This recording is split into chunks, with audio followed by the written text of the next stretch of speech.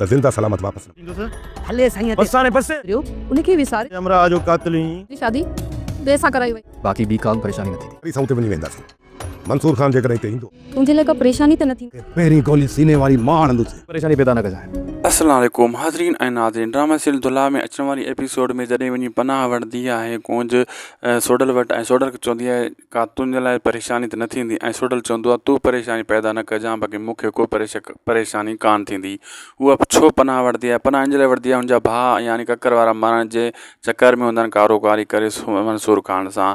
हू पोइ अॻियां मिली वेंदो आहे सोडल वियल हूंदो आहे ऐं मंसूर खान ॾांहुं जंहिंखे मुराद मोकिलियो हुयो उहो वठी ईंदो आहे हुनखे पंहिंजे घर पनाह ॾींदो आहे ऐं हू उन खां पनाह वठंदी आहे ऐं ककर वारा ऐं रहण वारा ॻोल्हींदा हुआ दांद काॾे वई उनखे ख़बर पइजी वेंदी आहे त सोडल ॾे वई हुजे मतिलबु इन्हनि ॾे इन पनाह ॾिनी हुजे।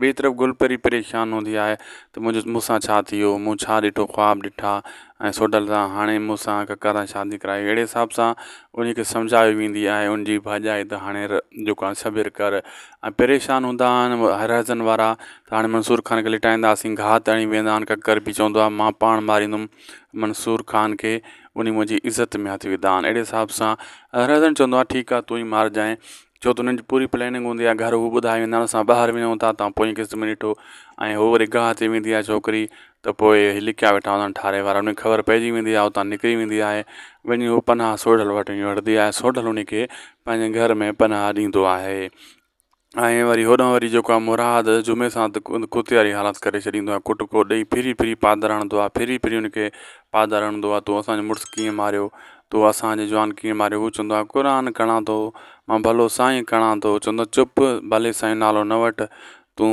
कूड़ो आहीं कूड़े शख़्स खे हक़ न आहे। ऐं होॾां वरी हू जेको पनाह वठंदी आहे हाणे सोडल जे लाइ बि मुसीबत थींदी। दोस्तो असांखे ॾींदा इजाज़त लाइक सब्सक्राइब कंदा।